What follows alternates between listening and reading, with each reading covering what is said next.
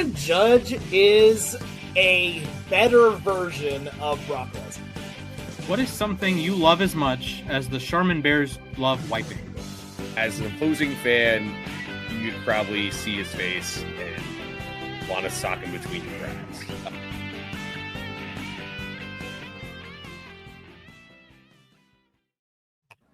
Hello and good afternoon to everybody tuning in. It is Losses Above Replacement, the best baseball podcast to grace your ears. I'm today's host, Alex Clark, joined by our very own MLB All-Star Home Run Derby batting practice pitchers in Mathias Almakurasaki and Ryan Splash Potts, my main men on this July Wednesday evening. How are you all doing? Well, I don't think anyone would want me to throw batting practice to them, to be honest. Having tried throwing BP before, I am terrible at it. But I'm doing fine. Watched the World Cup today. That was cool. All of a sudden got really hazy here in New York. Sky looks kind of orange. But yeah, other than that, same old. Just hanging around next few weeks. Got some travel coming up. Looking forward to that. So yeah, doing all right. Actually, I'm going to dot every pitch on the outside corner, just cutters away. Can I throw a cutter? No, but that never stopped anyone from trying. Absolutely true. I don't really care about the World Cup anymore. I feel like a lot of people stop caring, and it's not because the USA is out. It's because Holland's no longer playing. Because right now the modern day version of Majin Buu from Dragon Ball Z is my favorite guy in the entire World Cup. Yeah, Ralph, good to see you as always. And again, we are recording this live here. If you are in the chat, go ahead and say something. We'll try to get to as many of you guys as we can. And if you are watching this recorded later, know that you can watch these live every Wednesday at 5 Pacific, 8 Eastern. I'm doing all right, I would say. I'm going to have a very athletic weekend. Again, I have another golf tournament on Saturday, and I play baseball Friday and Sunday. So by Monday, I will be put in 2 different places. Here, I will just be broken. But that's okay. We make it all work. So with that being said, first double base coming in with the Yankees superiority. Tell that to Ben Rice in the Home Run Derby. Speaking of the Home Run Derby, here, let's get right into the Derby. Also, yes, very much a nice hat, even if it is, that team. But okay, I can't even say that I even hate the Yankees anymore, because I only am allowed to hate one team, and that hate is specifically for one Houston Astros. But with that being said, we had this, personally, my favorite day of the baseball calendar was 2 days ago, the Home Run Derby. I just love watching people get high hit nukes. I don't know about you guys. It's one of my favorite events of the year. But we had that, and it was a very interesting field, honestly. You take a look at the teams, the guys that were participating here. You had Jordan Walker, Kyle Schwarber, Bryce Harper, so 2 Phillies made it into the Derby. Jack Caglione and Ben Rice were interesting picks as well. Then Wilson Contreras and Munetaka Murakami. And honestly, this Derby went not at all like I was expecting. I'll be fully real with you here. So again, first time in a while that they went back to the swing format as opposed to the timer, which, by the way, thank God they got rid of the timer format. That format sucked. But now we have the swings, a lot more fun here. So from these 8, I think a lot of people expected a few things. One, Schwarber going far, which he did. Got all the way to the finals. I think some other people really also thought that guys like Jack Caglione were going to do amazingly well, given the fact that he has, quote, donkey power. He's got all of the power in the world here, as well as guys like Ben Rice that can hit the ball an absolute country mile. And Junior Caminero, who was the runner-up last year. I wonder who won. But with all that being said here, the guy that ended up winning the Derby was Jordan Walker. Jordan Walker put together what I legitimately will think in that last stretch, one of the most impressive bits of Home Run Derby clutch performance that I have seen. And I don't mean that as the best overall performance, because there's a different other ways you can go with that term. But in the last 10 swings that Jordan Walker had, he erased a massive deficit from Kyle Schwarber, who, being the hometown guy here, well, yeah, hometown guy, I guess is the best way to describe it. He plays for the Phillies, and Phillies fans love him. But Jordan Walker just went on an absolute tear and had to get 3 in a row on the final, what they call the magenta ball here, where you get unlimited swings as long as you don't make an out.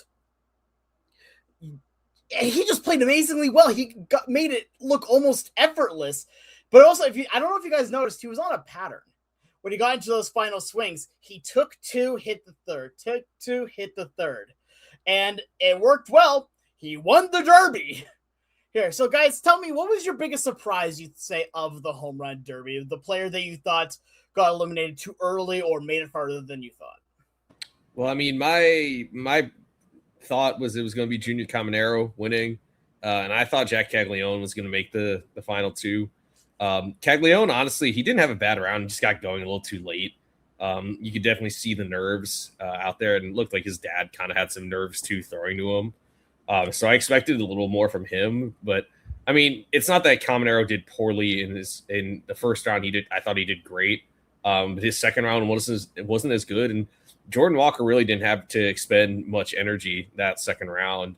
And I mean, frankly, I thought Schwarber, he had such a great round in that final. I didn't know if there was a way for Jordan Walker to overtake him, but he just looked cool, calm, and collected out there. I mean, you got the whole stadium booing you because they want their hometown guy to win. He just stuck it to them, really. I mean, honestly, that was a sick moment. Doing it with his family in the crowd too. Yeah, no, it was awesome. I mean, that was a sick rally because most of these guys were not hitting it out on their final swing, and he just kept on going. So yeah, it was pretty cool to see that. Really happy for Jordan. He's only 24 too, so this is a guy who's having a true breakout season, and I feel like that just adds to it.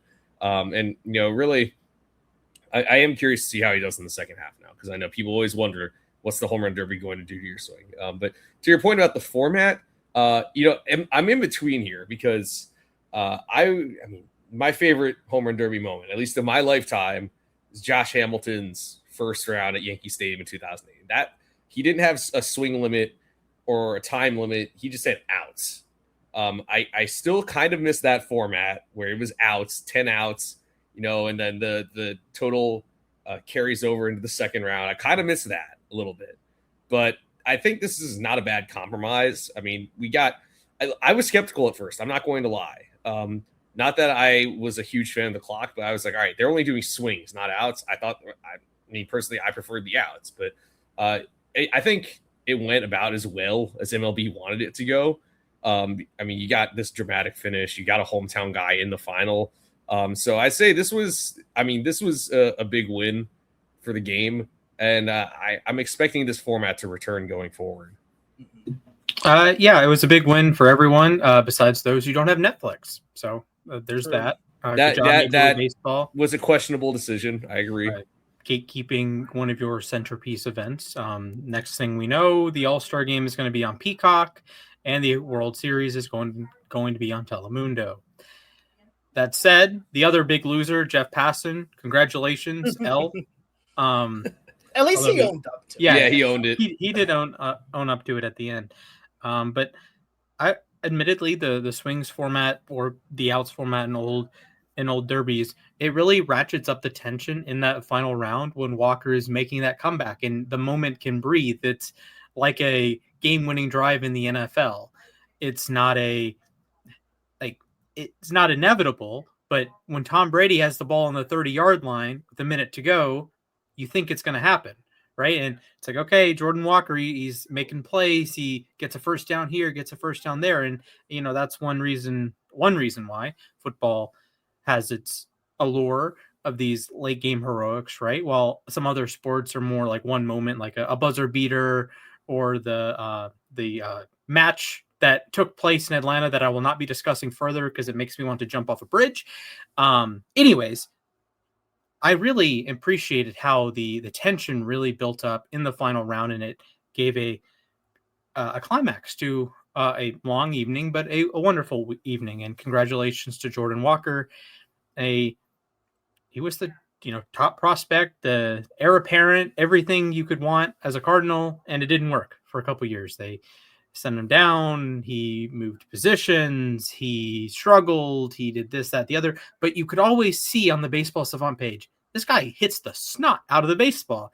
And now he's got it figured out. He's having a great season. He was an all-star for the first time. He's won a home run derby. And I do want to make one broader point that you see Walker, you see Caglione, you see Rice, to a lesser degree Murakami, you see Caminero. What do these guys have in common? They're young players. Now, Murakami's different because he was a veteran in Japan, but Cags, Rice, Caminero, Walker, they're all on their, I'm going to call it rookie contracts. They're still in arbitration. They're still pre-arbitration. They're before their free agency deals. Harper's on a free agency deal. Kyle Schwarber just signed one in the offseason. Contreras has signed one. Murakami, again, is different. And Jordan Walker comes in and wins the home run derby and basically gets a 500% pay raise. Exactly. Just like doubles his money for the year. And this is like a talking point about Pete Alonso when he won the derby, at least the first time, if not both times. And I think that's cool. And I think perhaps the home run derby can have a focus more towards the younger demographic. With all due respect to Harper and Schwarber, this is not a shot at them. Maybe it's more of like a rising stars showcase, like the NBA is. And the dunk contest has lost a lot of its luster because you have Mac McClung, with all due respect to Mac McClung. Great dunker, not a popular guy by any means. But with baseball, you can have these young all-stars. You can have, Bobby Witt was an all-star this year. He's in his, younger 20s. He's on extension, so that throws a wrench in that. Drake Baldwin's in his second year. He just won Rookie of the Year. Nick Kurtz just won Rookie of the Year last year. You have a lot of young stars that are playing at this elite level and can hit home runs in front of the people and, double their money in their second or third year or whatever. So I think that's an interesting wrinkle that perhaps they explore more through the years.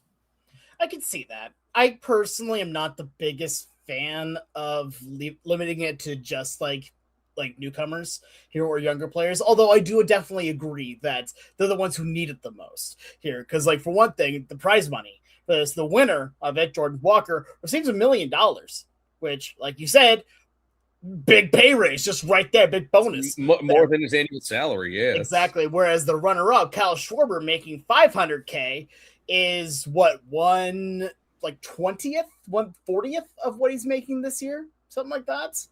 And then of course third through eighth place each win $150K. My only problem I have with it becoming all about up and comers here or younger players is that we want to see some of the stars get to be in the Derby as well, because I will say the Derby is a lot more fun when you have guys that and you love to watch match. I love watching Kyle Schwarber in the Derby. Watching Kyle Schwarber hit bombs is just majestic. When he is up there at the plate, it's just different. It just feels different here. But at the same time, yes, I agree, especially when it comes to, the prize pools here. I want to bring up another interesting idea here, because I grew up here in also the outs era for most of this as well. But I personally don't really see that big of a difference between the swings and the outs era, except for it being, a swing would be like a swing and a miss doesn't count as an out, right? No, it counts as an out. It's just if you hit a home run, that doesn't count against your outs or anything. Obviously, that's a fair point. That is a fair point. Swings count as, it's still if you hit a home run, you still have one fewer swing. But honestly, it is kind of similar in the way that, I remember a lot of Josh Hamilton's homers came when he had 9 outs going. And then, you hit, so you get to your last swing and you keep hitting home runs. Now that I think about it, though, I mean, the one part of the old format that I'm not sure would still hold up be the whole your total carries over into the second round. I went to the home run derby in 2013 at Citi Field. Yoenis Cespedes hit enough home runs in the first round, or he didn't even have to bat in the second round. It was. I mean, when you're built differently, I get it. Yeah. So I mean, that part is kind of goofy, and they would probably get rid of that. But I mean, I kind of miss the outs, like I said. But this is about as close as you're going to get to it. So I think it's a decent middle ground at least. Yeah. Yeah, I think MLB did a good job here. Like I said earlier, I was skeptical, but I think they proved me wrong. Yeah, I like the fact that it is this way here for two reasons. One, we had the extreme end here of one side with the timer, right, where you had everyone swinging a billion times here, and then we're getting extremely tired half an hour in. But then you also have the out system where you can swing a lot as well, but you also have to be like you're not going to be in there as much. Doing the swing system at the very least limits it enough to where absolutely, by the way, limits it enough to where it still fits what the MLB wants of having it be a certain time bracket enough here, where that's one of the problems that the outs format usually had, was that because it was pretty easy to go infinite on that, well, easy like in context, but it's a lot more fun, I think, this way, because you still aren't going to have people needing to hit a billion home runs in order to go through anything here. Like, as much as I don't like the timer format here because of that, I will still forever hold J-Rod's first round in 2023. 41 home runs in one round is just nuts. Like, that's absolutely insane. Hit 81 home runs, a home run derby record. Did not win the derby. Oh well, sad face. But no, like, I like the new format. I like this swing system here. I think outs would be a lot more fun too, but at the same time, I like keeping it at least concise, because then now we're not seeing two really tired guys in the finals just struggling to hit home runs out here, where you're just seeing these people get pushed to the absolute limits here for it. I will say one of my biggest surprises, though, was Caglione, because I really thought he was going to be in the top, at the very least, make it to the second round. Yeah, because to be fair, my personal pick for the final was Schwarber versus Murakami, just because I love Murakami and I think Murakami is great. But Jack Caglione was one where I'm like, if he gets a hold of it, it's just gonna keep going. It will not stop. That ball will just keep flying, and it kind of underwhelmed, but it was not because he had a bad round. He didn't. Just got started too late, which, again, honestly, with the out system, I think it probably would have made it at least to the second round. Because, again, he got hot at the end. Here. One last other surprise I want to bring up here was Contreras having an absolutely incredible first round, where I thought legitimately watching him go the way that he was, that he was just going to win it all, because he hit a ball almost 500 feet. Like, what are we doing here? That is absolutely incredible. By the way, 500 feet is about as far as Jazz Chisholm hit his entire Derby record, by the way. So, yeah, Ben Rice at least cleared that. Thankfully, but to be fair, it's still really funny to think that you combine both Jazz Chisholm and Ben Rice's home runs from their two derbies, and you don't even get almost anybody in one round in the last couple derbies. Anyway, that's a different story altogether. I think Ralph asks a good question here. What team would win a home run derby? Their entire starting lineup. Honestly, I gotta say here, I want to say it's gonna be the Dodgers. I think the Dodgers have incredible power. Okay, are we saying like fully healthy? Because fully healthy, yeah, I think it's the Yankees actually. Yankees were my second. Because with Rice, Judge, Stanton, Jazz, Bellinger, like there are a lot of power hitters in that lineup. So, and a lot of guys who hit the ball in the air. So I think that's my pick. Fair enough. Can I interest you in the Seattle Mariners as well, with Julio Rodriguez, Cal Raleigh, Luke Raley, Randy Rosarena, who's been in the Derby multiple times? Like, I think I know who Splash is going to say. Well, aware of who Splash is going to say here. I'm giving it time to let him continue doing his face, because I know he really enjoys it. All right, Splash. The Chicago White Sox, baby. Yep, I was thinking it. Yeah, I can see the White Sox. Yeah, let Murakami win all of the home runs. You got Murakami, you got Montgomery, you have Miguel Vargas, you have Sam Antonacci would win a hit by pitch derby. So he would have to compete really hard with both Ty France and Randy Rosarena, though. That's true, and Tim LaCastro. True, also very, very true. Also, and Mark Canna, I think Xander Thompson. No. Disagreed. Anyway, he will bounce back in the second half. He's going to be great. Consider if Dylan Lee is throwing to them, maybe they won't get hit by a pitch. Maybe he if does you have the I record just for throw, most. throw Austin Adams on the mound. He'd hit like 40 guys. I mean, That'll do it.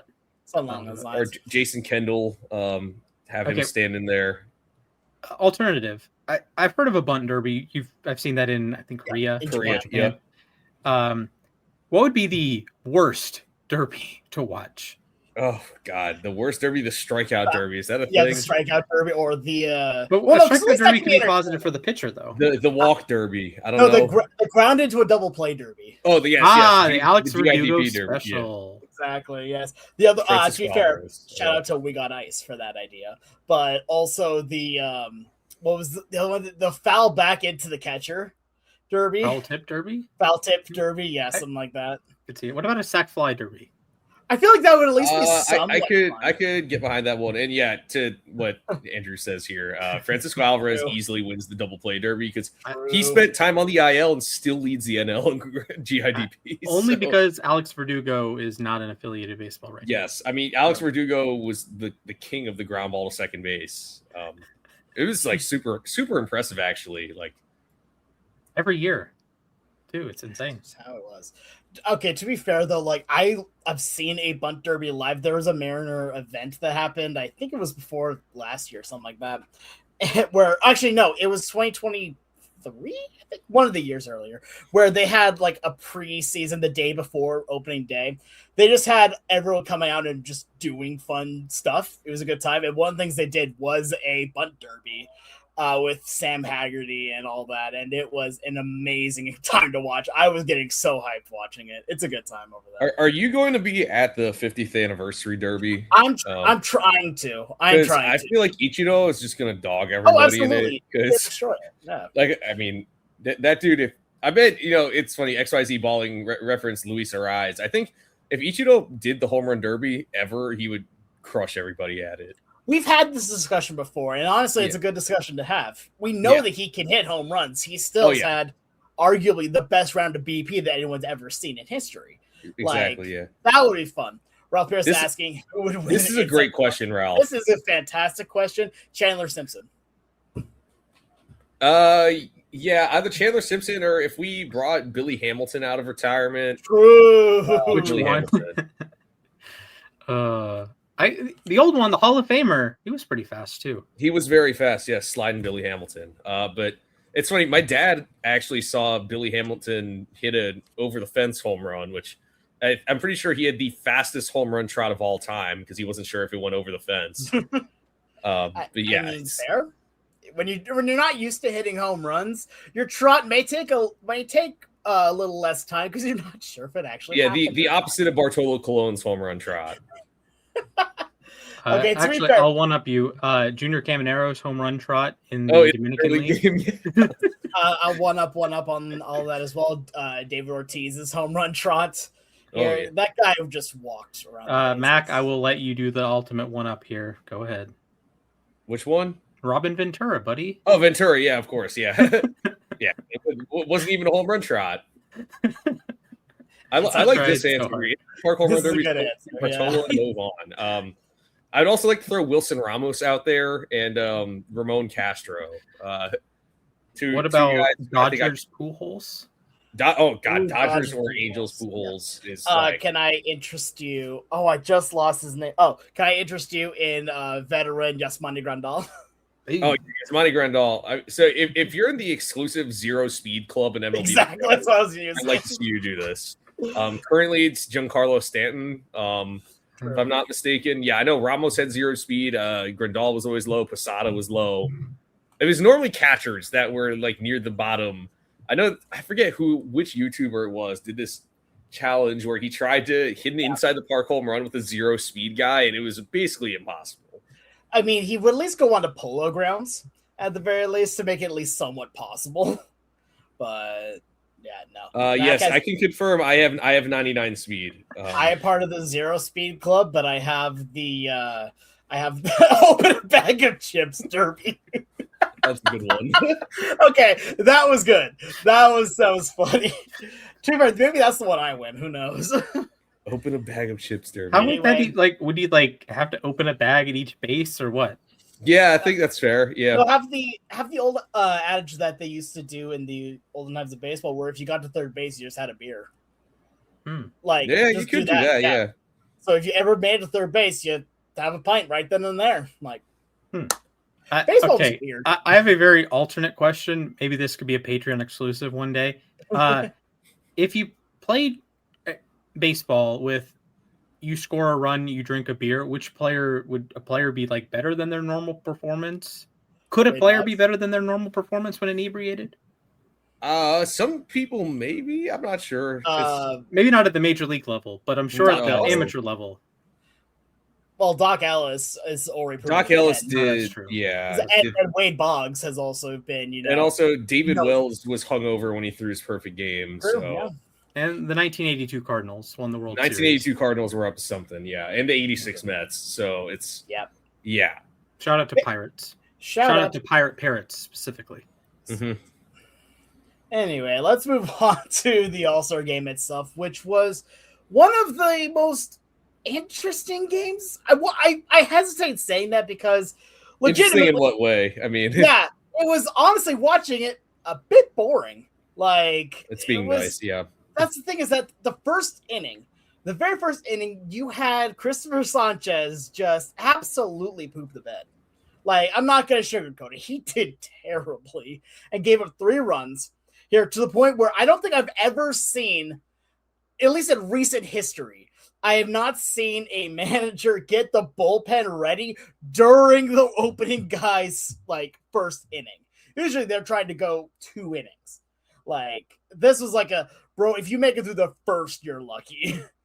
But then after that, there was no offense. To be fair, there was arguably no offense in that inning too. It was just singles up the middle. There was 1 extra base hit in this game.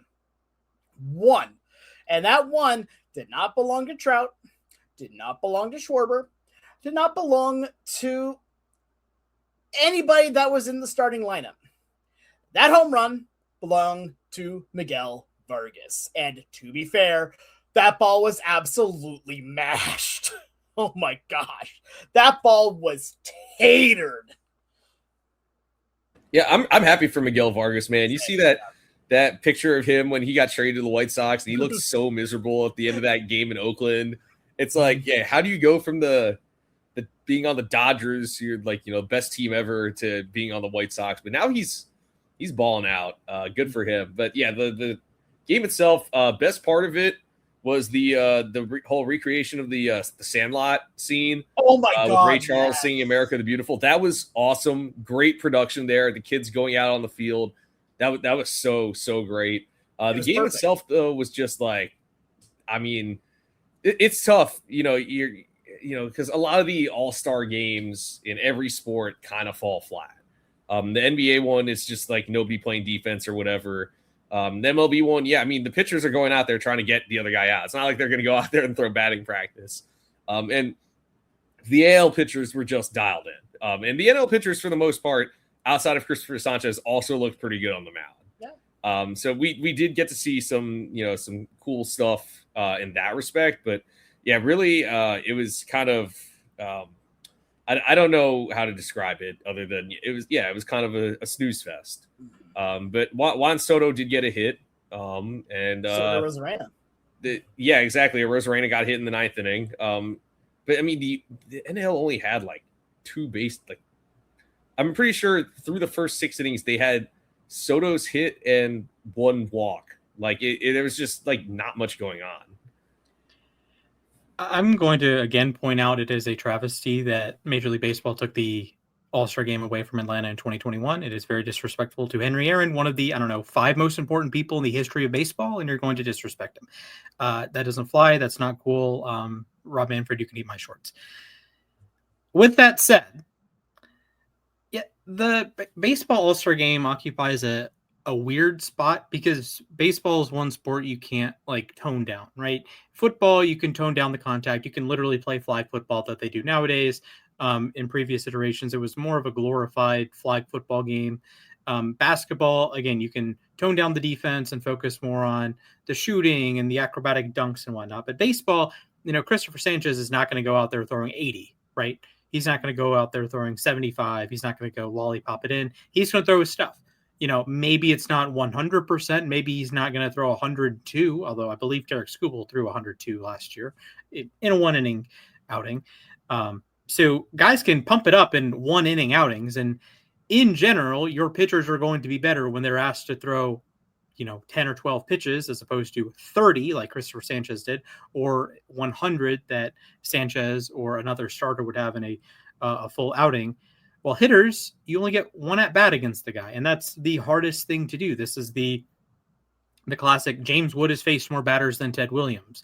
As great as Ted Williams was, he's facing a half integrated, half not integrated American League, only the American League besides the 1946 World Series, which was before integration. And he only, faced 400 batters over about 20 years. James Wood has faced about 450 pitchers in, 2.5 years. When you have batters coming to face the pitcher for the first time, and most of them are not going to be super familiar with that opposing pitcher. Maybe you faced him once or twice. Maybe you were, league mates at one point, so you faced him maybe a little bit more often. But how many times has, say, Matt Olson faced Cam Schlittler? Or he'd pick a player on the National League side. How many times has he faced Schlittler? I know Schlittler didn't pitch, but Sanchez. How many times has Bobby Witt faced Christopher Sanchez? How many times has Randy Rosarina faced Christopher Sanchez? Not too many times. So that can really, to me, depress offense. And that's why some baseball all-star games can be super exciting, but some can be drab, pitching oriented affairs. And yes, the pitchers are important, but we're there to watch the best hitters in baseball do their thing. And, yesterday was, a little bit in the first, but none of that was like crazy. There's no big home runs, nothing really getting you going in the first. It was just Christopher Sanchez not being able to get out of the inning. The Vargas homer later, and that's all she wrote. There wasn't much back and forth. There wasn't much excitement. I didn't feel like I was missing anything. I went into work. It's like, okay, cool. Nice. I didn't feel like I was missing some grand experience. The Derby had a climax that, was fitting at the moment. It's, the 250th anniversary of the country. Jordan Walker wins in Philly. He's, he's a Georgia guy, so he's winning in enemy territory. He beats the hometown guy. That had some storylines, that had some gravitas, that had some buildup. The Home Run Derby was just, or the All-Star game itself was just more, the AL took a 3-0 lead in the first inning. Okay. Oh, Dylan Cease, 1, 2, 3. Okay. Or he walked Freddie, but got 3 outs very quickly. So, okay. That's how it's going to go today.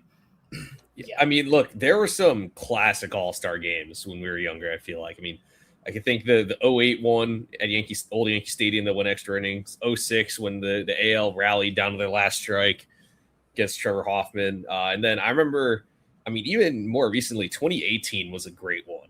I remember that was the one where I know Scooter Gennett hit a game-tying homer off of Edwin Diaz, who was on the Mariners at the time, and it went into extra innings. That, I remember watching with some of my friends at one of my friends' places, and it was I think the most fun All-Star game we've had in a while, at least of the last 10 years, I would say. And then there's last year too, with the knockout round and Kyle Schwarber going crazy in that. But yeah, a lot of the All-Star games tend to go this kind of way. It was the first shutout in an All-Star game in 13 years. And honestly, there was a point where I was wondering if there was going to be a no-hitter. I'm pretty sure there's never been an All-Star game no-hitter.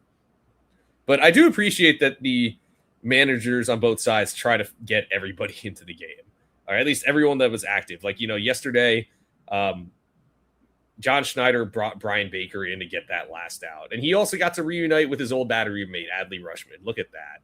And the NL, I know some people have some bones to pick because Dave Roberts let Justin Wroblewski go a second inning. But again, he was trying to get basically everybody in the game, which is cool.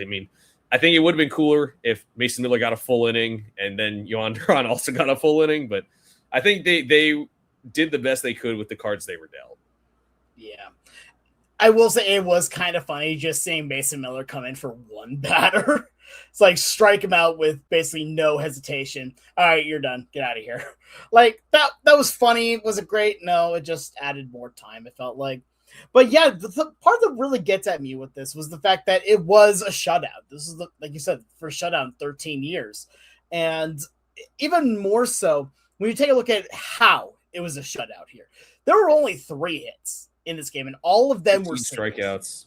Yeah, and 15 strikeouts. Jeez. The 3 hits for the National League were as follows here. Vicar Armstrong, Juan Soto, and Otto Lopez. I don't believe it was in that order, but Otto Lopez was with 2 outs in the 9th. Yeah, I know that Otto Lopez was last. I remember that much. But Soto got the first one, I believe. Yeah.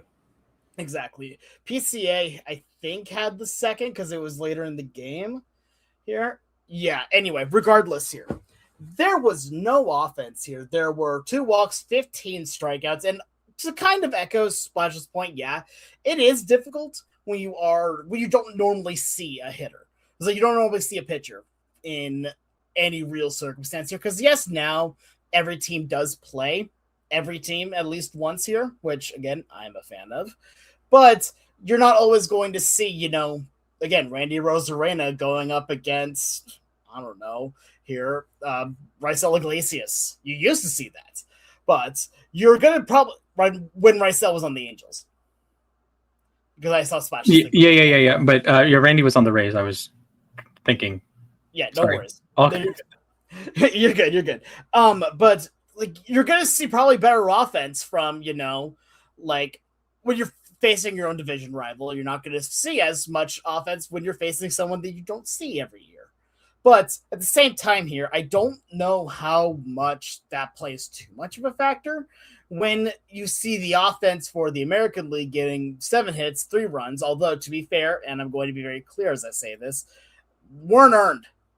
Like, I mean, it was some base hits, but also a couple walks that just, none of the balls really even looked like they were hard hit. So we'll go from there here. But honestly, I still enjoyed watching it.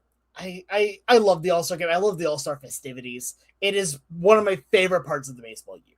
Here, just everyone coming together, just have fun playing baseball. And to echo Matt's sentiments, the Sandlot stuff that happened here was one of the best presentations I've ever seen as part of a game here, and I will go on record saying that it was better than Bad Bunny's Super Bowl performance. It was good. Like, both were great, don't get me wrong, but this felt legitimately perfect. Not as good as last year's. You can't top the Hank Aaron tribute. Sorry. Yeah, the Hank Aaron tribute was awesome too. That was also really darn good. Exactly. Although I did appreciate when they announced the starting lineup that the players would sign the Declaration of Independence. Yeah, that was cool. That made me bust out laughing. That was so good. That was great. I mean, that's such a great idea, but also, dang, that's kind of weird at the same time. The clip I saw of it was Yordan Alvarez signing.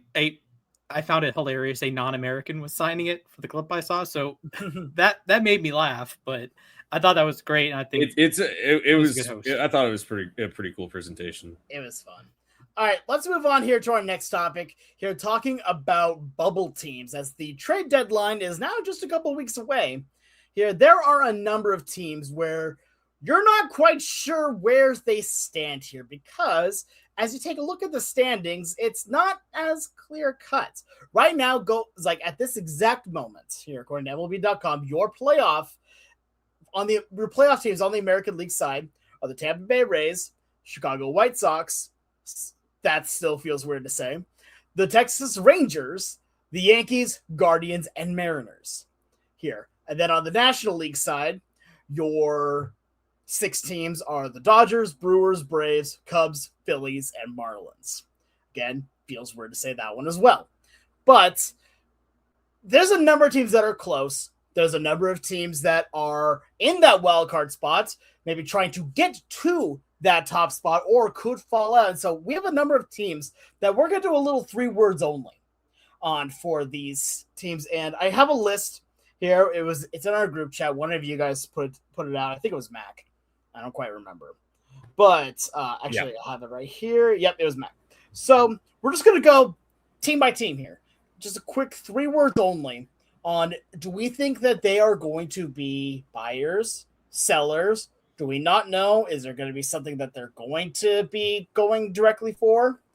Let's start out here in the American League. We'll start out in the East here. So we'll start out with the Red Sox. The Red Sox have been a very interesting team this year, especially with, a big injury to some pitchers to where a lot of people can't even name anybody on their starting rotation.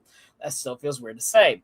But they have really surged as of late. Right now, boast a record, boast a record of 46-48, just 2 games below 500, and only half a game out of an American League wildcard spot. Gentlemen, 3 words only. Are they buyers or are they sellers? I mean, my 3 words are go for it. I mean, I think they're buyers at this point. They've rattled off 9 wins in a row. They seem to have finally figured things out under Chad Tracy. I take notes that there's a certain ball club that waited until late June to fire their manager. The Red Sox fired their manager in April. Now they've gotten settled in with him. I know it was kind of like a weaker schedule, with the teams they beat for this winning streak, but I think they should be buying. I know they were talking about trading Sonny Gray and Aroldis Chapman and Wilson Contreras, but I think you're seeing the potential they have. They're not even fully healthy. They don't have Garrett Crochet right now. They don't have Roman Anthony. This is their chance. The AL's wide open. I think you go for it. My 3 words: Paredes was there. You had all off season to ship Jarren Duran out to Houston and bring in Isaac Paredes and improve the old offense here. But of course they didn't do that, and now Houston is still in the hunt here. And I mean, Paredes is having a solid season. He's at 2 WAR, he has a 115 OPS plus, and that would be perfect at third base, where Caleb Durbin admittedly has turned it around and does play a terrific defense, but Paredes can play all 3 of the base positions, and Durbin is a great defender. I can imagine he can pick up another position, or you have extra utility. You have had shortstop injuries and second base injuries like the entire season, but now guess who's right behind you? Houston. They're not going to trade you Isaac Paredes. So I do think Boston's going to buy, but I think they missed their best opportunity to buy when it was a mutually beneficial trade back in the offseason. Yeah. I think for my 3 words only, I'm going to just use 1 word: capitalize. Because right now, like you said here, they started out horrible, fired everybody, and now they're winning again. And this is also, like we said, this is without Crochet. This is without Roman Anthony. So at that point here, you might as well you've already shown that you can win without them. Get yourself better so then when you have a full team, you're ready to go. Because right now, the only real threat you have right now, the Yankees are right now by record-wise the best team not by record-wise. They are the second best team in the American League behind the Rays, and there's a very real chance you could have just 2 teams from the American League East. This is a very, very, I'm not going to say weak American League, but it's a wide open American League. Let's go over here to the Central, in which I am going to pick on the Twins. The Twins are in such a weird state right now. You go back last year where they sold everybody and their mother, unless her name was Myra Buxton and Joe Ryan, were sold at the deadline here. And now in 2026, just a couple of weeks away from the deadline, you see the Twins right now at 48-49 here. They're actually tied with the Mariners for that last wild card spot. Gentlemen, for the Minnesota Twins, I'll go first with this one here. And my 3 words are, sorry, card declined. What do you have right now to make work? I don't think that this is going to continue here. Because honestly, right now, I'm seeing that the Detroit Tigers are starting to figure some things out here. The White Sox are playing out of their mind. The Guardians already hold a spot currently. Honestly, I don't think they have enough in the bank in order to make it work here. Because right now, if you are the if you're the Twins right now, you're close. You are very, very close. But I don't know how much longer it's going to last, because are you really relying on just, a pitching staff to make it through that far? My 3 words are 2017 again? Question mark. In 2017, the Twins were kind of in the same spot. They started buying, and then they went on a losing streak and ended up selling, and then somehow backed into the last wild card spot. I don't think this team is really that good. Byron Buxton's on the IL right now. Joe Ryan is their most attractive trade piece, I would say, but at the same time, you could trade him and get a haul back. But if you're still in that spot where you're, via tiebreaker, I guess. So you're even with the Mariners in overall record. If you get to the trade deadline and you're still only a game out, if you trade Joe Ryan, that could just destroy any chance you have here. So they're in a weird spot. I think they do trade off some guys. The tough part is they don't have a lot of great trade chips. I don't think they definitely don't trade Taj Bradley. I'll tell you that much. Maybe they try to get a taker on Bailey Ober. But yeah, it's a really weird spot for them to be in. They're not trading Byron Buxton, so they're in an awkward spot. And I wouldn't be surprised if it's something strange where they sort of sell but somehow end up in the playoffs. My 3 words are Buck stops here. Your best player's on the injured list. You don't know how long he's going to be out with his injured past. We'll say that.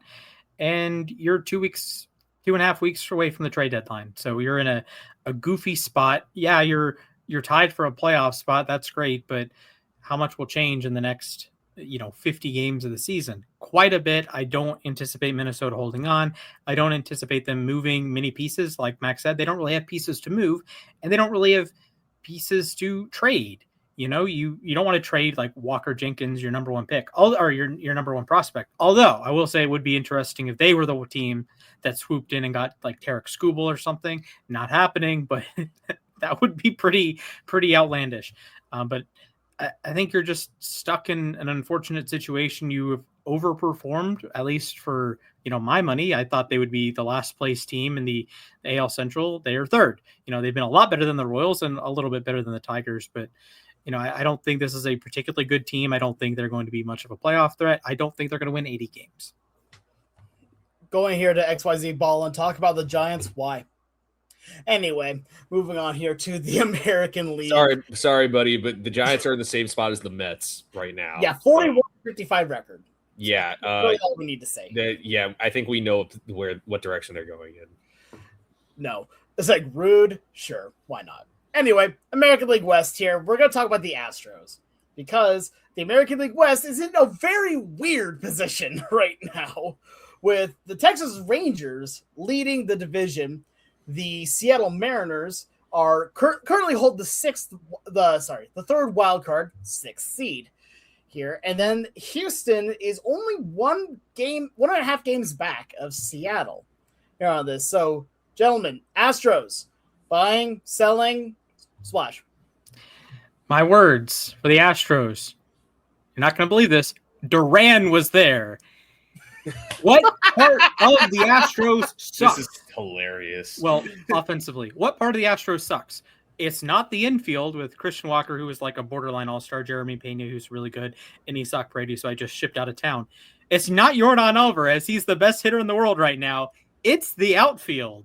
As of now, the leaders at these positions, Joey Loberfito, he's in AAA. He stinks at the major league level. Jake Myers, he's in AAA. He stinks at the major league level. And Cam Smith, the prize prospect of the Kyle Tucker Hall, sucks. Well, he's below average. Who, I wonder, used to be an all-star and even won all-star game MVP, who may or may not swing a tennis racket. Jarren Duran would be perfect in Houston. He can run around. He can hit little chop shots into the Crawford boxes the other way. He's very fast. I would imagine he can get plenty of doubles and triples in a, let's say, a weird arrangement in the outfield at Daikin Park. I still have to think about it before I say blurt out Minute Maid. But that was my this thought. Is a perfect offseason trade. And now, who is not going to trade you? Jarren Duran, the Red Sox, who are in the thick of a playoff spot. And you're the Red Sox. Who is not going to trade you Isaac Paredes because you're in a thick of a playoff spot? The Astros. Good job, incompetence. Both teams played themselves somehow. Yeah. I will say personally though, my thought process of then I don't think the Astros are going to trade Paredes at any time soon anymore, just because he's so good. He's built to hit in Houston. Like I've talked about this before, that he is. If you want to build a hitter to hit in Houston, like if you're making like a backyard baseball character where you have to assign points here, all those points are basically turned into Isaac Paredes here to hit in Houston. And I do want to point out the real downfall of the Houston team, ironically enough, is starting pitching. It started with the bullpen. Yeah. The bullpen was atrocious, but Josh Hader has come back and shoved his nuts in everyone's face. So congratulations to that, Brian Abreu. Bye-bye. But yeah, the rotation stinks. You don't know what you're getting out of Imai start to start. You know, Kaiwei Tang had an ERA about 4.5. Lance McCullers, he just got shipped out of town. Arrighetti, you know, hang the banner. He was pitcher of the month, but he has a FIP over 5. Mike Burrows leads the league in losses, -1 WAR. He has he has an ERA of 6. Peter Lambert's been pretty good, so congrats there. Hunter Brown, he's only made 7 starts, so maybe you improve slightly with Brown making more starts, but woof. Yeah, my 3 words are not for sale though. They're not selling, guys. Unfortunately, the American League West in particular made this mistake of letting the Astros hang in the race. You had your opportunity to put them away. Look at this now. They're right there in the race. They're only 3 games back of the Rangers for the division lead. I think the move today to trade McCullers was just a salary dump. It does not indicate that they are selling. I think they're going to be aggressive at the trade deadline. They know that they have a talented roster and they know what they need to fix, which is that starting rotation. And yes, to your point, Splash, the outfield, I don't know what the heck happened. But yeah, I think the Astros are going to be aggressive. They want to get back to the postseason. And I don't really see a reason why they can't leapfrog some of these teams ahead of them. So here's my thought process. And again, sounds like, oh yeah, Mariner fan doesn't want the Astros to win. Here's my reasoning on things here. And this is me being honest here on this. Astros stand pat. Because here's the thing. I think overall, they're not going to do anything because this is a weird year for them. Because you have an amazing starting rotation when they are playing at their highest here, especially when you are right now down on Hunter Brown here. You have good, even good bullpen pitching. You've got some good arms back there, and your infield is pretty darn solid here. The problem is, again, the health of your starting pitching and your outfield, to which right now, at this point, you're good enough to make it, but you know that the pieces that you need are in your hands. They just aren't usable right now. So at this point, I don't think you sell, because if you sell, then you're giving up on years going up later here, especially say next year. But if you try to buy now, I don't know if they have enough firepower to make it here to win the division, because legitimately, and again, call me the homer here, I don't think we've seen the best of the AL West this year so far. I think that the Mariners have severely underplayed how good they can be. I think the Rangers have overplayed a little bit here, and I think the Athletics are one big tear away from somehow finding their way back into a wild card situation. Yes, they are at 41-55. Shout out to the Giants, but when Morokai hits 8 homers in wild card series, right now the White Sox wouldn't even be playing in the wild card series because they'd somehow be the 2 seed. We are living in a simulation.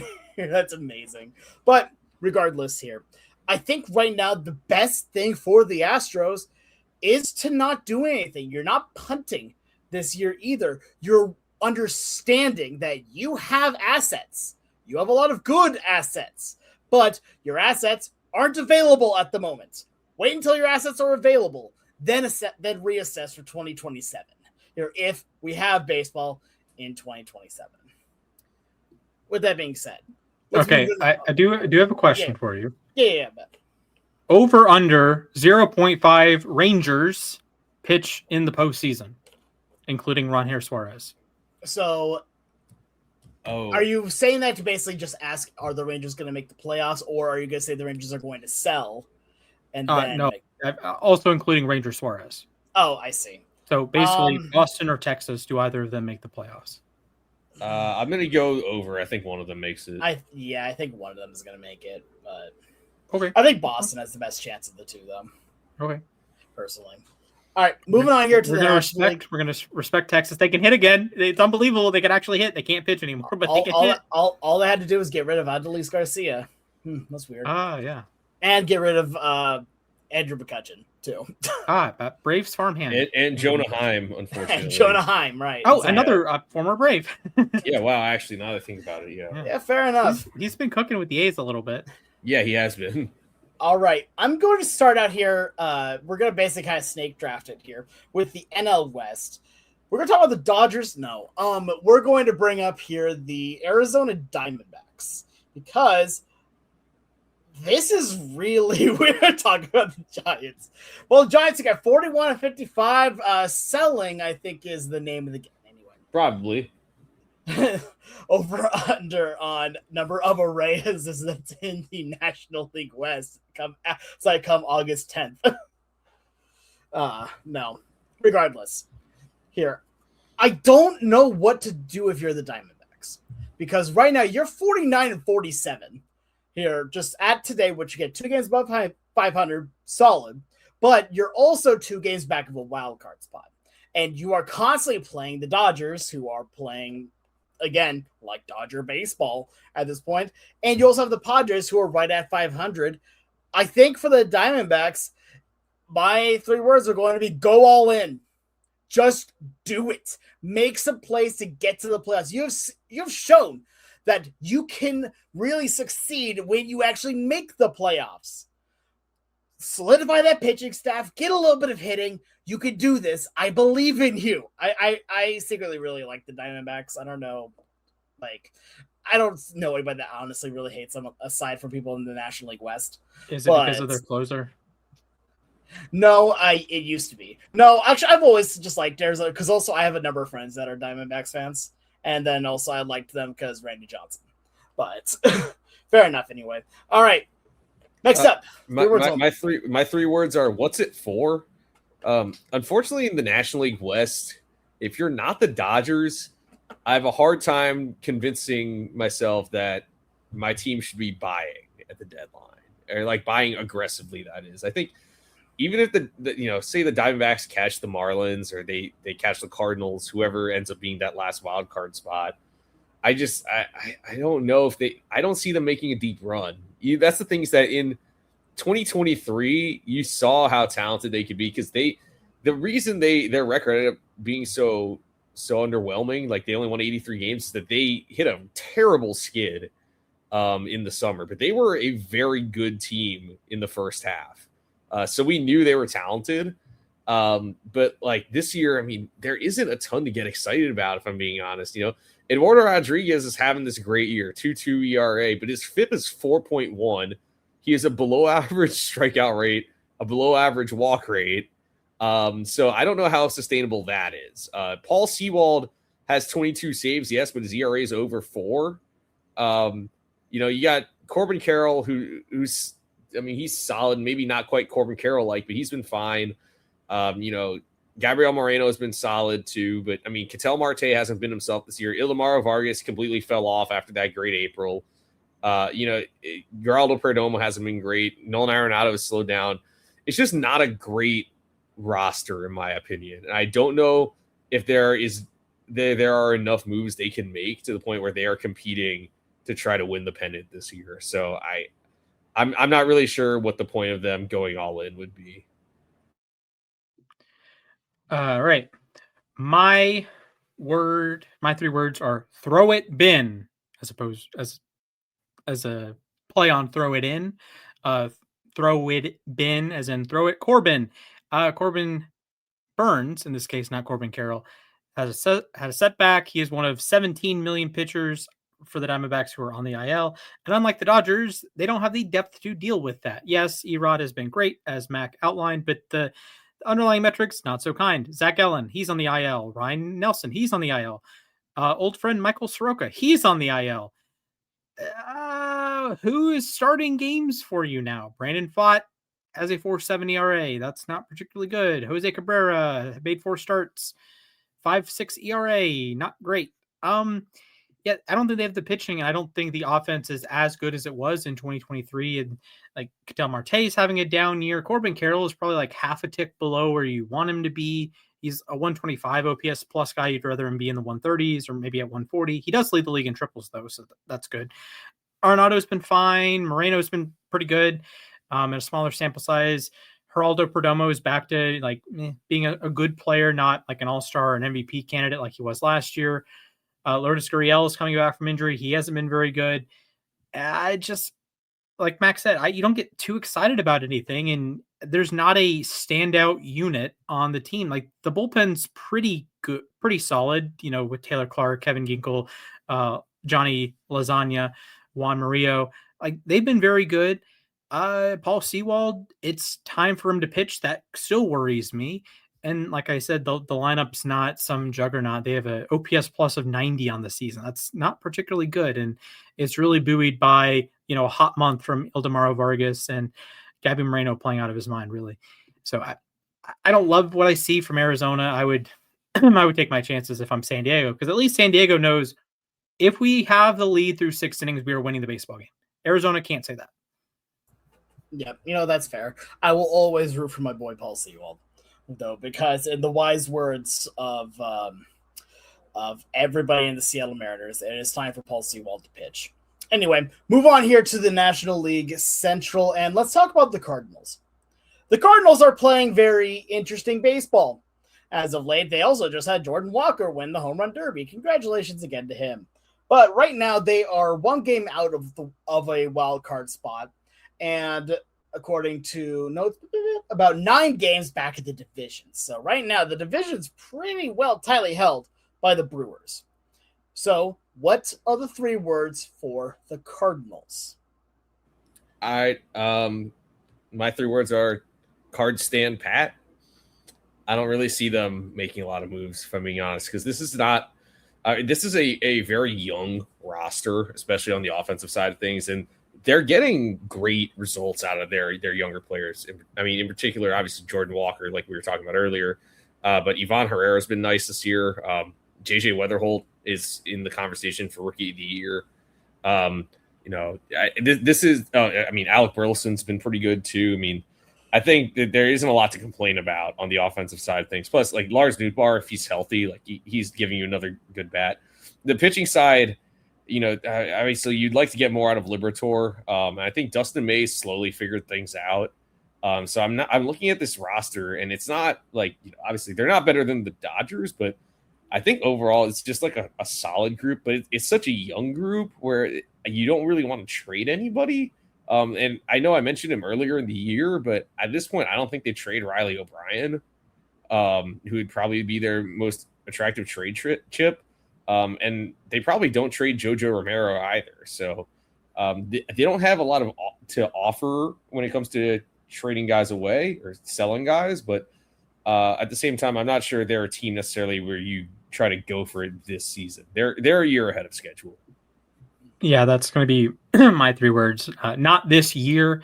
Similar to the Nationals, if we talk about the Nationals, it's a very young team.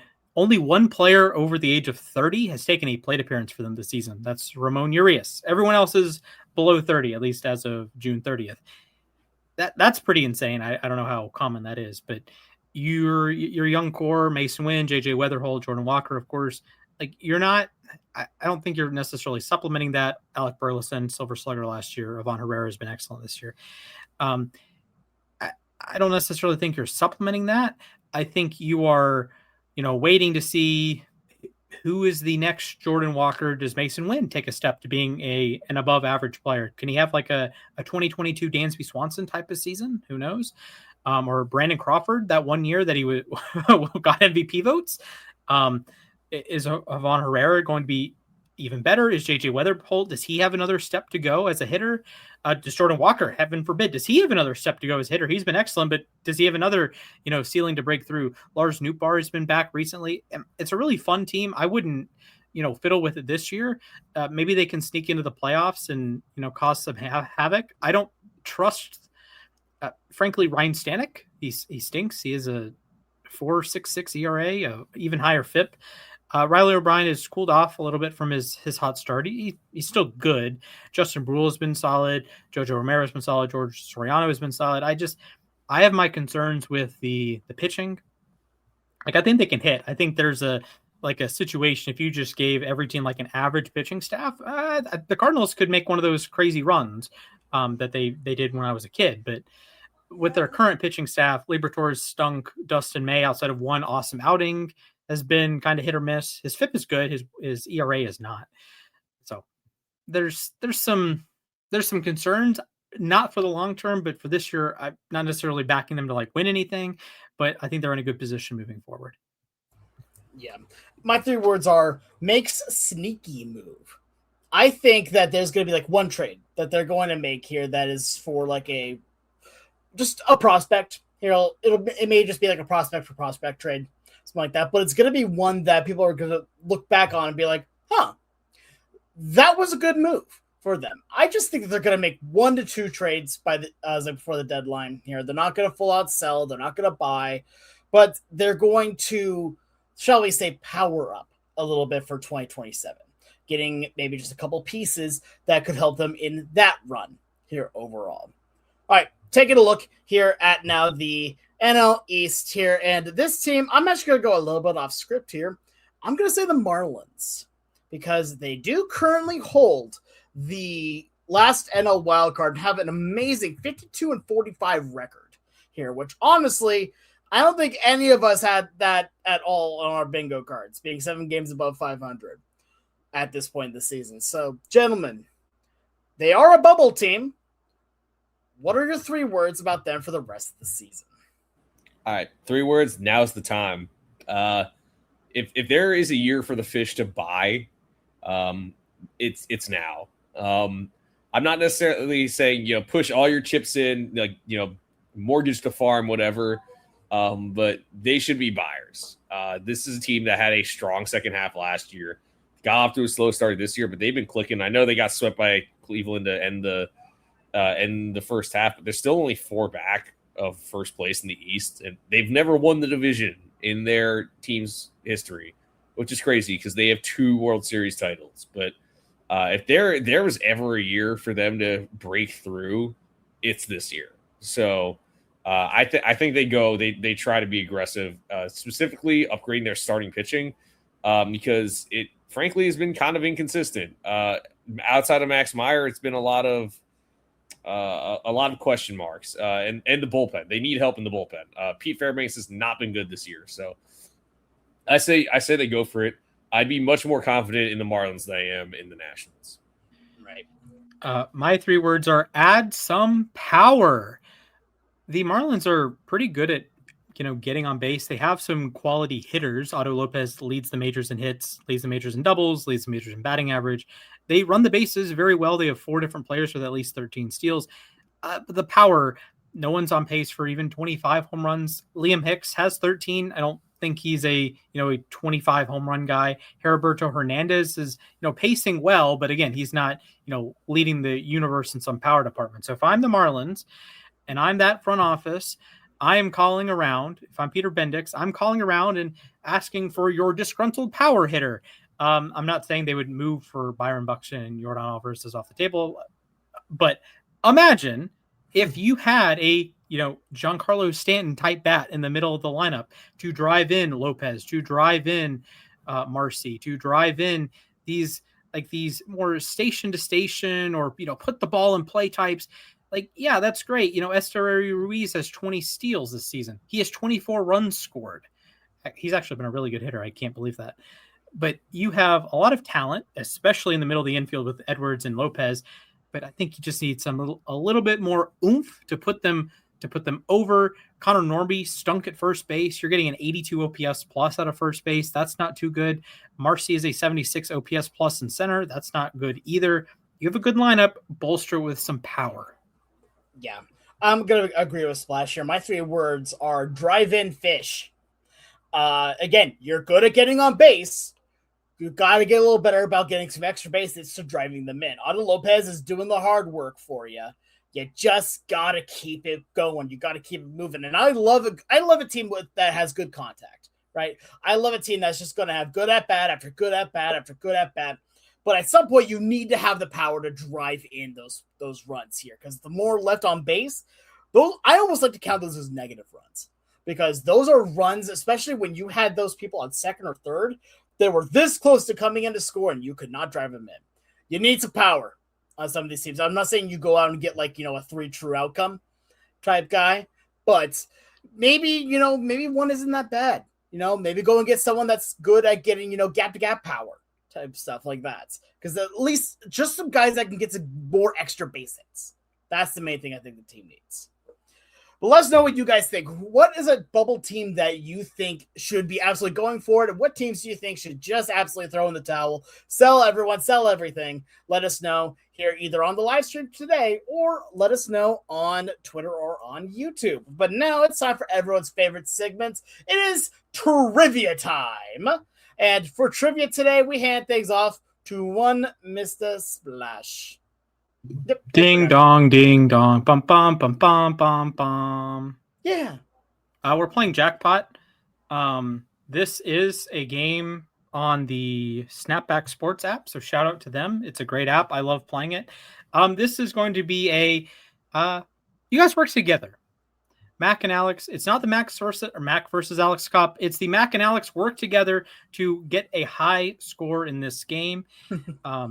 We are a baseball podcast. I will allow you to answer the non-baseball questions if you would like. If you would not like, you don't have to. So for those who have not played Jackpot or who are unfamiliar, you can check out the stream, and I have the necessary information for each specific sport. But for each sport, you are given a team. So in this case, the Miami Dolphins. You were given a position, in this case, the quarterback position, and you were given a year, in this case, 2006, for the NFL, the NBA, MLB, NHL, and the World Cup. I don't think you guys will be naming Canadian goalkeepers today, with all due respect. Probably not. Nope. Figured as much. So my high score is 32. Can you beat 32 working together?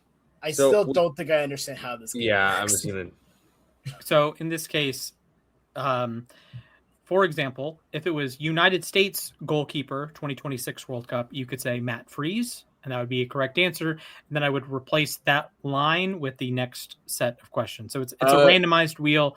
Okay. Now I get more than just this. And in case you're worried, the NFL one is just skill positions. So you don't have to name like defensive players. You're not naming offensive linemen. It's just quarterbacks, running backs, receivers, and tight ends. So.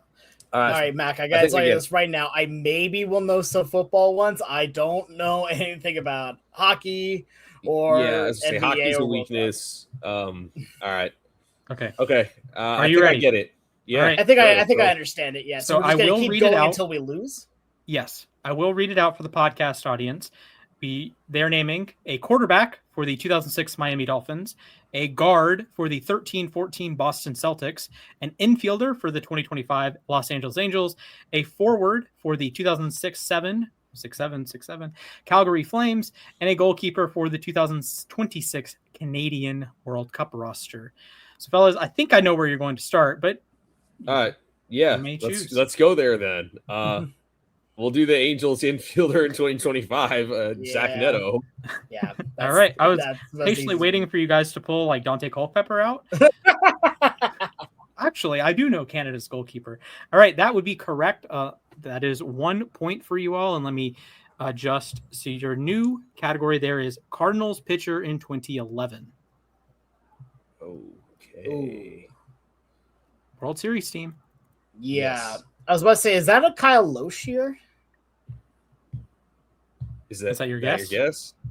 Well, no, I'm asking. We're working together. I know. I think it is a Kyle Loesch here. Okay, then Kyle Loesch. Yes, that is correct. That you're up to 2. Now, your baseball is a Houston Astros infielder from 2021, a year they famously took the L in the World Series. Okay. Do we have to stick on the same sport now, or no? You can jump around.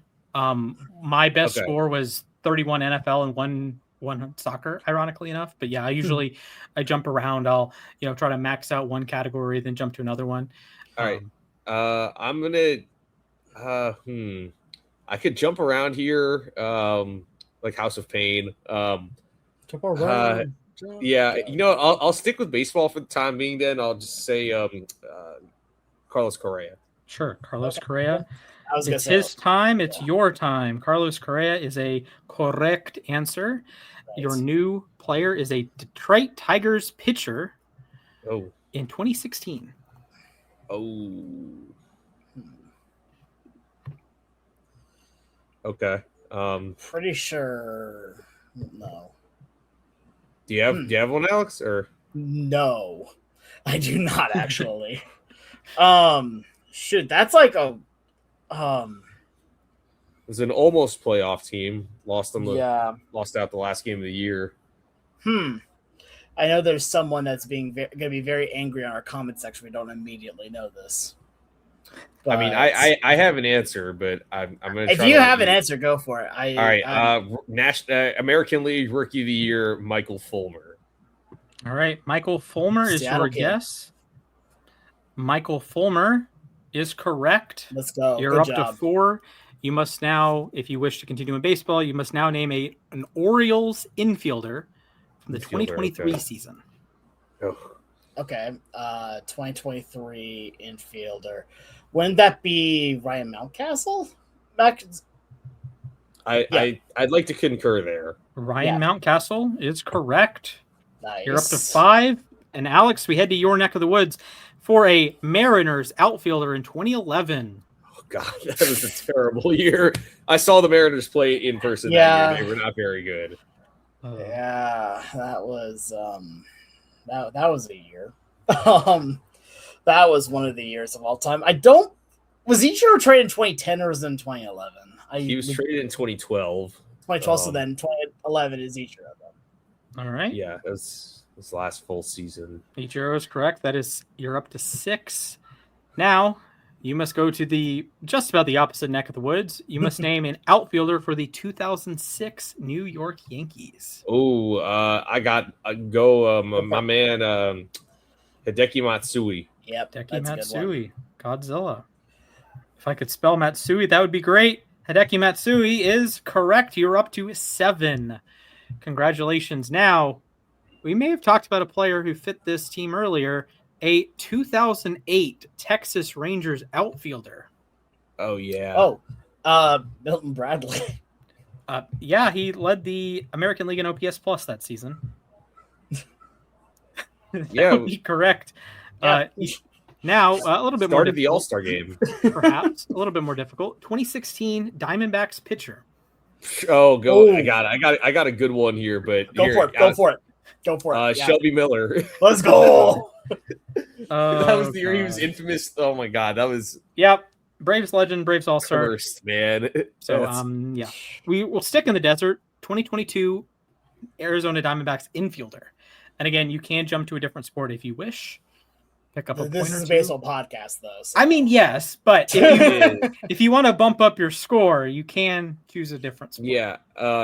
Alex, do you want to guess here? Or... Isn't this just Ketel Marte? Are we going to throw a Marte Parte? He was the second. I think he played in the infield. He also played in the outfield. I can't remember if he played second base that year. That's the thing, is that he was playing center field at one point.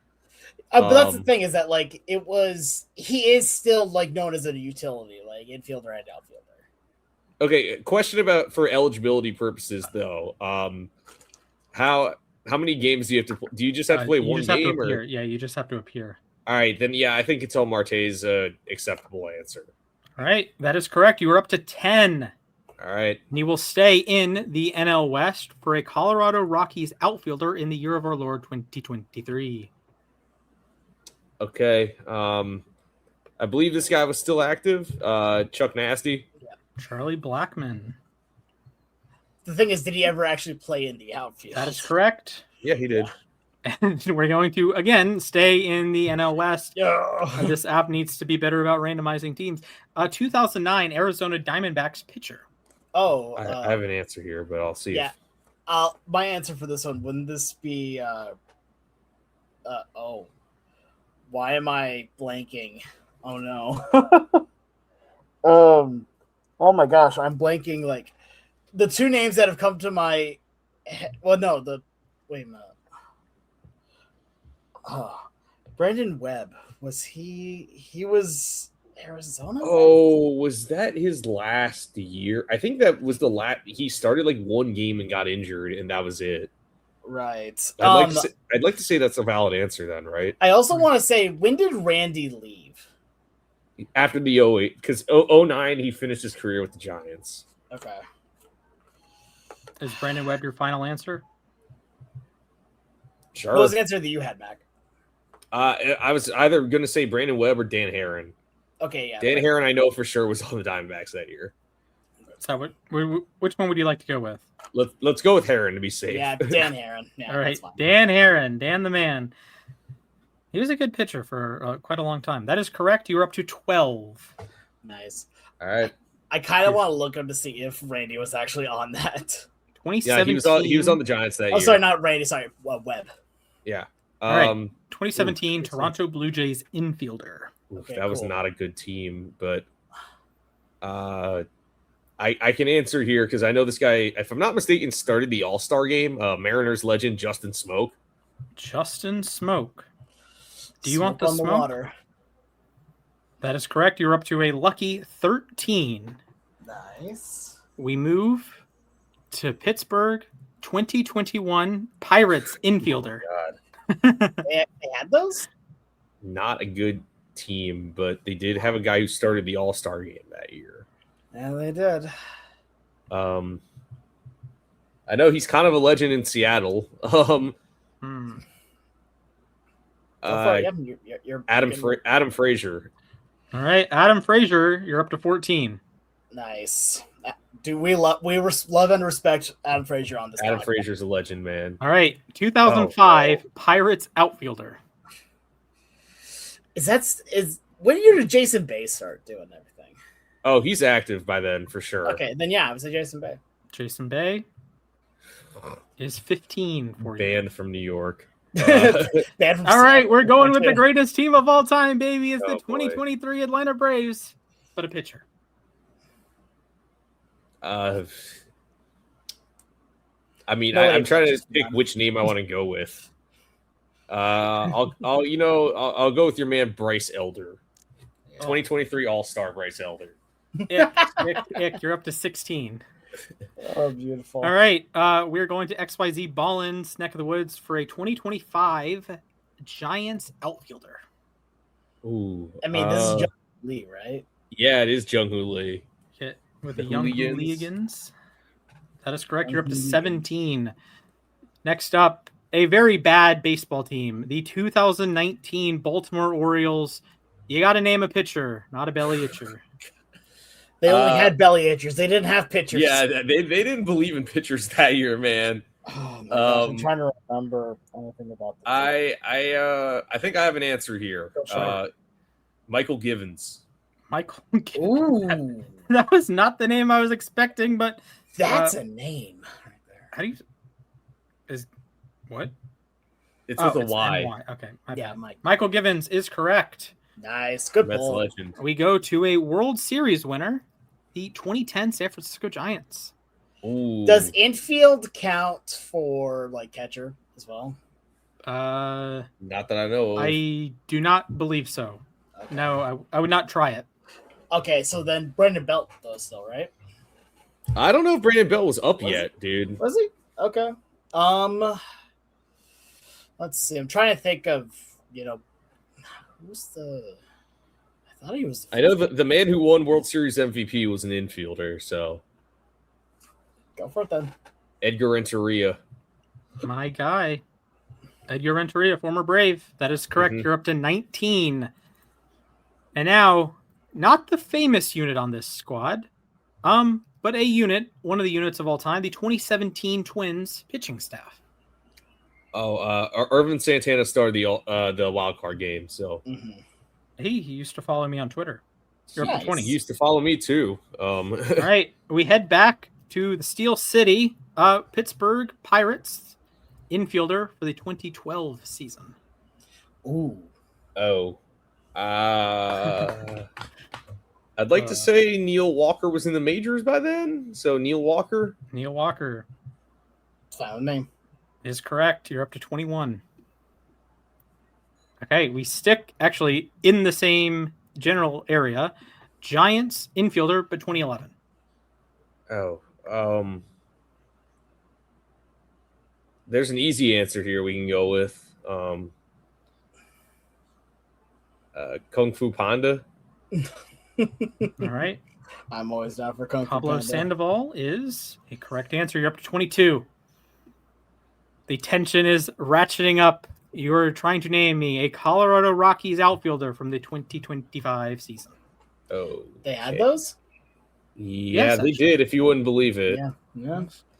I'm just waiting for one of you to name like Dante Culpepper. For the Miami one. Yeah. I believe Jerome McGinley was on Calgary in 2007. Okay.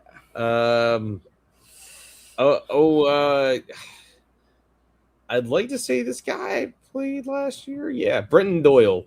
Brenton Doyle. Oh yeah. Yeah. That would be correct. You're up to 23. Oh, all right. boy. This is a blast from the past. A 2005 Dodgers outfielder. Okay, now this is the first time I'm not feeling so good about something. Is this an I know that he's on this team later. I don't know when he joined the team. Yeah, this may be a little early then, but Andre Ethier? I don't think Ethier was up yet. Okay, yeah, this is actually a difficult one. That's actually tough. Yeah, wow. I saw the Dodgers play in the playoffs the next year, but I think there were some different players on that team. Oh man. I think this guy was on the Dodgers by that point, but I'm not exactly sure. I think JD Drew was on the Dodgers in 05. All right, is that your final answer? Yes. Yeah. JD Drew is correct. You're up to nice pull. Nice pull. You advance to the 2012 Colorado Rockies pitching staff. God, that team was terrible. Oh God. Did that team still have Sergio Romo on it? That guy was on the Giants.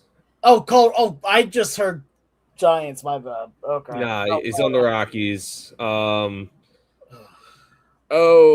think. Is this too early? Is this too late for Ubaldo? He got traded the summer before, so don't think so. I'd like to say Rafael Betancourt was their closer that year. So, all right, is that your final answer? I'd like to guess him. Yeah. All right, Rafael Betancourt is correct. 25. All right, so we're getting that closer. was a Jamie Moyer year too. Oh yes, it was. All right, last year. Cleveland infielder 2025.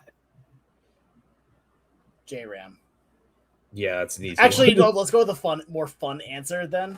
Here, an infielder last year. Let's go with my boy Kyle Manzardo. Kyle Manzardo would be, if I could spell correctly, is correct. You're up to 26.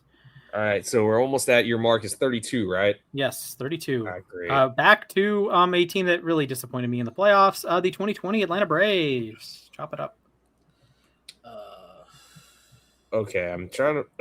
Mark Melanson.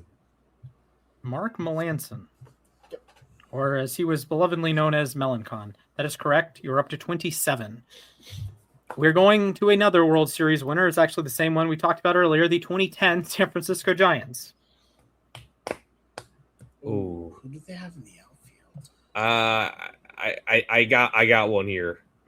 Is this I just Hang on, I'm going with whatever you want to say here. But was he with was Randy Wynn with them at this time? Nah, that year I know he was a Yankee at one point. Oh, okay. Gotcha. So what do you got then? The one guy I remember from their outfield is Andres Torres. Ended up on the Mets like 2 years later. All right, Andres Torres, final answer? Yes, Andres Torres. All right, you're up to 28. All right, we're almost there. All When we get to 30, I think we just say we win at that point. Like, we won the trivia. All right, especially because I gave you two answers. Thank you. The Angels infielder 2021. Oh. Okay. I want to make the wait, no, actually, Anthony Rendon. Did Anthony Rendon play that year? I want to say he did, because I don't think he played. 2020 was kind of weird with that. Yeah, I think he at least tried to play some games. Good to go? Yeah, I mean, I think I'll go with Anthony Rendon then, yeah. All right, Anthony Rendon gets you to 29 All for right. 30. The Marbles, Cleveland Guardians, pitcher 2019. As all of my alarms go off. All right, 2019, you said? Yes, I do have work tonight, so yeah. All right. This will be a fun one. I mean, we talked about the All-Star game earlier. We could say their All-Star game MVP, Shane Bieber. Yep. Catching Bieber fever tonight, in Cleveland, are we? by the way, that year. Yep. Bieber fever is correct for 30. Marlins pitcher 2005, if you'd like to continue. What'd you say? Marlins pitcher 2005, if you'd like to continue. I mean, I think we probably should. I'm good. Let's just call it at that. All right. I think.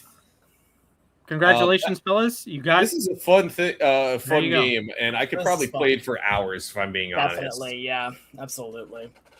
But thank you so much for preparing that. Yes, we can figure out who hosts trivia next week. You can. Well, actually, we do know who's going to be hosting. It's going to be me, because Mac will not. I will not be here. Yeah, so I'm the one that doesn't read the group chat. So. Anyway, fair enough then. So, but thank you for that, Splash. As we like to end every show here, it's time for the moment to ourselves. We'll take a moment to talk about anything that's on our mind. It does not have to be baseball related, but it absolutely can be. Gentlemen, would either of you like to go first? All right, Splash, you could go first. Your time begins in 3, 2, 1, begin. Hello, friends. I have a pack of cards. I'm going to open it live on air. We got a Royce Lewis. He kind of sucks now. My Pookie Bear, my goat. He's here. I want him to pitch this season so bad. It's such a shame that he got injured. My goat, Spencer Schwellenbach. All right, we got a 3-4 here. We got Cal Raleigh, Aaron Judge, and Junior Caminero. All right, okay. We have a Alex Bregman. Boston, you probably should have retained him, you idiots. All right, we got Troy Johnston. He's having a good season. Rookie for the Rockies now. I know it's a Marlins card, but yeah, he's been good this year for the Rockies. All right, we got a Romy Gonzalez. Solid, like a utility piece. A guy you want on your bench, maybe not a guy you want starting, like for you on your playoff run. Solid player. Jonah Heim, former Brave, now an A. He's been pretty good with the A's. Unfortunately, his daughter is not named Anna. We got a guy with an extension in Baltimore, Samuel Basayo. Is he going to knock Adley out? Is Adley going to stay in Baltimore? Who knows? Find out next year, in the next couple of years.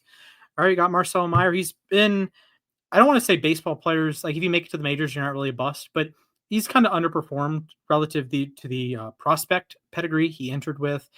He and Christian Campbell have not quite hit the ground running, I'll say, at the major league level.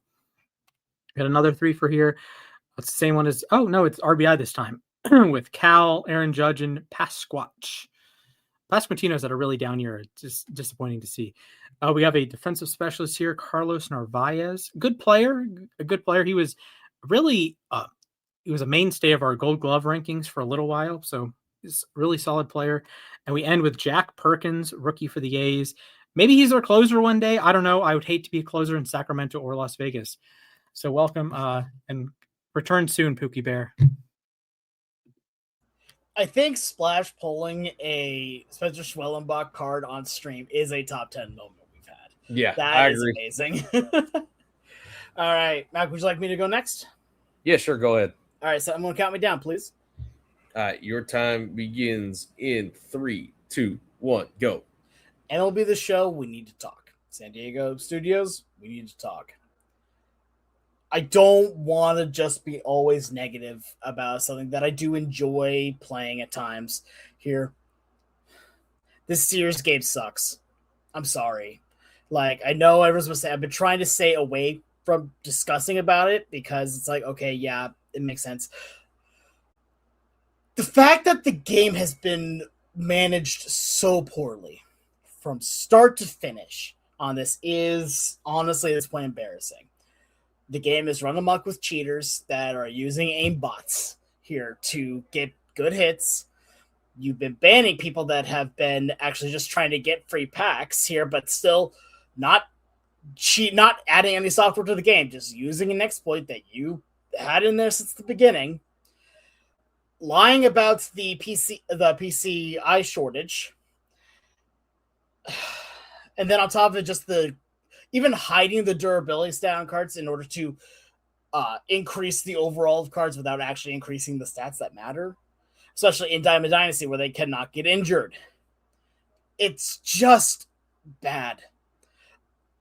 I have not felt this way about an MLB The Show game since MLB 18, which is very funny considering that the cover athlete of both games is Aaron Judge.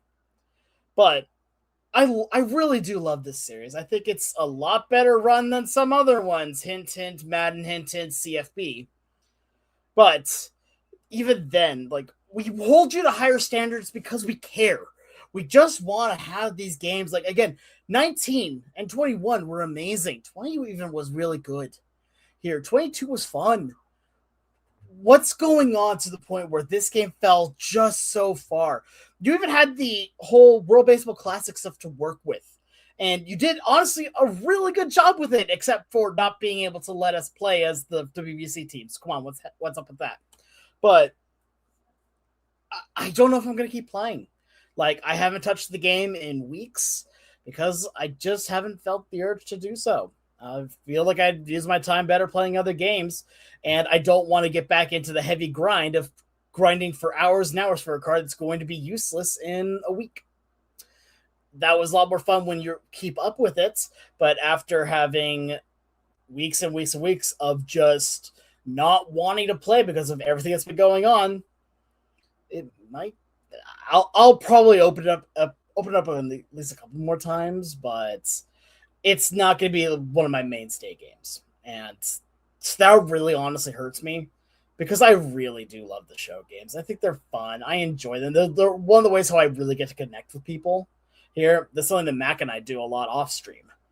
And the fact that this game is just so poorly run, really, it honestly hurts. So please, SDS, just do better. Yeah, honestly, I still haven't gotten the game this year. I'm not the only one who hasn't gotten it this year. My friends. I mean, it's just I'd recommend against it. Yeah, honestly, it's tough because I'm gonna have a 2-month stretch where I'm home by myself, and it's gonna run through the end of baseball season. May I introduce you to Backyard Baseball? Well, so yeah, I'm gonna get there. Hey, you could double whammy. You could stream it on the channel. I mean, I do have it, and that is potentially a plan. So yeah, I mean, that's the thing is that, like, obviously, like, I could download it as like another form of entertainment, and maybe it'll be on sale by then. But yeah, even as someone who hasn't downloaded the game, I just keep seeing disappointing things. It's like, if you get it at like 50+% off, and you just play like that's what I mean. Yeah, stuff, you'll have a good time because the offline. Yeah, I mean, I have a PS5 for a reason. It's just like I haven't had a real reason to play it. I thought I was going to download it back in like April or something. I just never did. And honestly, I'm kind of feeling good about my decision right now. I think you made a great decision because I paid $100 for it. All right. Yeah. I mean, and this is why I play FIFA 18. So fair enough. Yeah, exactly. This is also why we play MLB Power Pros 2008. Exactly. And FIFA 2010 South Africa. All right, Matt, you ready to go?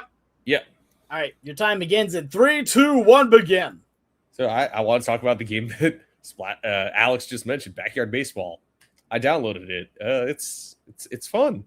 I think they made probably hitting too easy and pitching too difficult.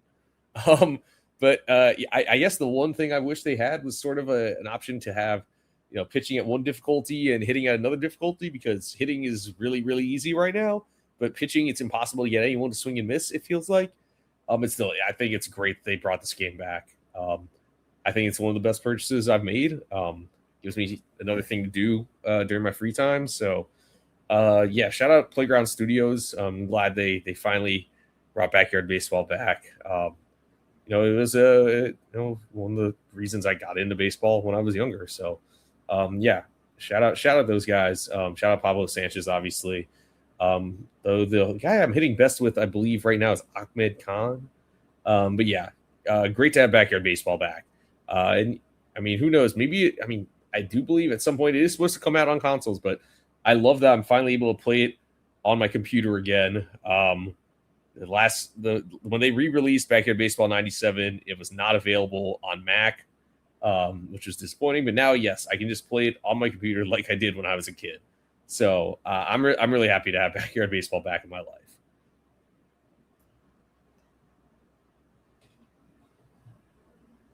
I think right now Pete Wheeler is somehow my power hitter. Dude, like at the leadoff spot. Wheels is the man. He's great. Yeah, no, like He's my lineup right player. My lineup right now, the top 3 are Pete Wheeler, Pablo Sanchez, and then I decided to make a created me just for funsies because I want. I haven't yet, but I'm considering it. Yeah, they play well. I'll tell you that played well. Sure, and also 100% agree. Hitting is too easy and pitching is too hard. Pitching is really difficult, actually. It's impossible to honestly pitch good in the game. I can't wait. I'm trying to go through the season so I can unlock the hardest difficulty because maybe at that point I might stop beating people by double-digit runs. Yeah, exactly. All right. But honestly, I think that's going to do it for us. Thank you so much to everyone who tuned in. Make sure that if you enjoyed this, go ahead and give us a subscribe on YouTube. Like the video, like the stream itself here. It helps out a lot more than you know. Go ahead and give us a recommendation on Spotify. We love having the 5-star reviews because we want more people to be able to see us here. And also we enjoy your feedback. If you have other questions for us, be sure to hit us up on Twitter at LAR_baseball. You can also find us individually on Twitter, me at the Sports Guy 242, at Mac at Mathias_A_K, and Splash at Mrs. Splashman 19. But from all of us here at Lost is Above Replacement, thank you so much to everyone for tuning in. Have a great rest of your night. Stay safe. I hope to see you all real soon. Thank you. Go crazy, folks!